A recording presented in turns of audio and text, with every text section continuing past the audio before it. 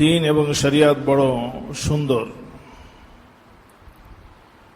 যে যেখানে একজন মানুষ কি চাইবে আল্লাহ তাআলার কাছে, কি ভাষা দিয়ে চাইবে, দিবেন তো তিনি, কিন্তু চাওয়ার ভাষাও শিখিয়েছেন।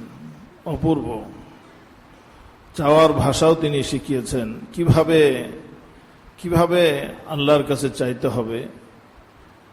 এর কিছু ভাষা কোরআনে কারিমে আছে, কিছু ভাষা হাদিসের এসেছে। হাদিসের যে সমস্ত আদিয়া মাসুরাগুলো এসেছে, ওলামায়ে কেরাম বলেন যে এই আদিয়া মাসুরা, দোয়া মাসুরাগুলো, এগুলোর মর্ম এবং অর্থ যদি কেউ উপলব্ধি করে এবং এগুলোর বাচন ভঙ্গি এবং শৈলীগুলো যদি কেউ,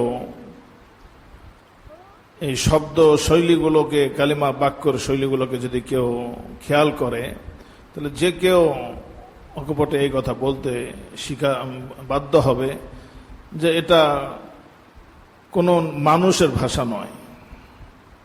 অর্থাৎ মুহাম্মদুর রাসূল সাল্লাল্লাহু আলাইহি ওয়াসাল্লাম, তিনি যে রসুল ছিলেন, এই রসুল ছিলেন বিধায়ী এরকম ভাবে এইভাবে বলতে পেরেছেন, নতুবা আসলে এইভাবে বলা সম্ভব ছিল না, এইভাবে বলা সম্ভব ছিল না।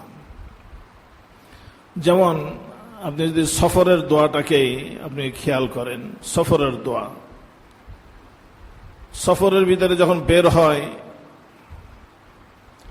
তখন ঘর থেকে বের হলেই, এখন দুনিয়াতে যে ফিতনা ফাসাদের যে ব্যাপক অবস্থা, রাস্তাঘাটে বের হলে সে আবারও যে ইতমিনানে ফিরে আসবে কেউ গ্যারান্টি দিতে পারে না।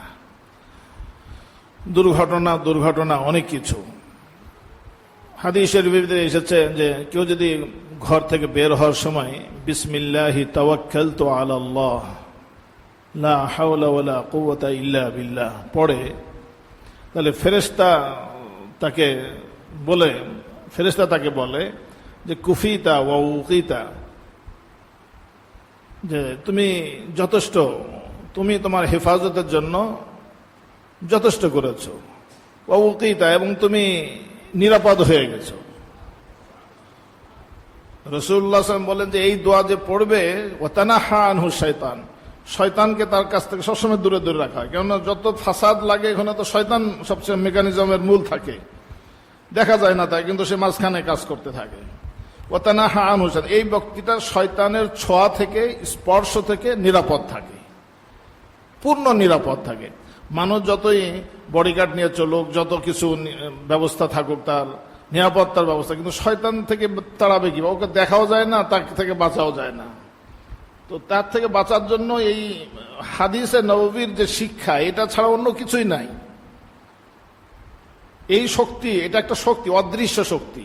এই অদৃশ্য শক্তি থেকে হেফাজতের জন্য অদৃশ্য গায়েবের শক্তি এবং আল্লাহ তাআলার কুদরতের শক্তি এখানে কার্যকর, অন্য কোনো শক্তি এখানে কাজে আনবে না।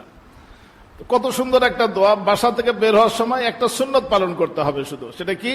এই কথা বলতে হবে, বিসমিল্লাহি তাওয়াক্কালতু আলাল্লাহ। বলি আমরা বিসমিল্লাহি তাওয়াক্কালতু আলাল্লাহ লা হাওলা ওয়ালা কুওয়াতা ইল্লা বিল্লাহ। ব্যাখ্যা করলে তো আসলে অনেক বড় ব্যাখ্যা হয়, এত বড় ব্যাখ্যা জুমার বয়ানের ভিতরে এটা দেওয়া মুশকিল। ছোট্ট করে বলি যে বের হওয়ার সময় সে আল্লাহ তাআলার নামের বারাকাত, আল্লাহ তাআলার নামের শক্তি নিয়ে সে বের হলো, আল্লাহকে সঙ্গে নিয়ে বের হলো। এই আল্লাহ তাআলার শক্তিটাকে সঙ্গে নেওয়ার জন্য বিসমিল্লাহ।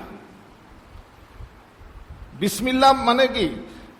ওই কাফের মুশরিকরা বিসমিল্লাহ ওয়াল উজ্জা, তারা এই কথা বলতো।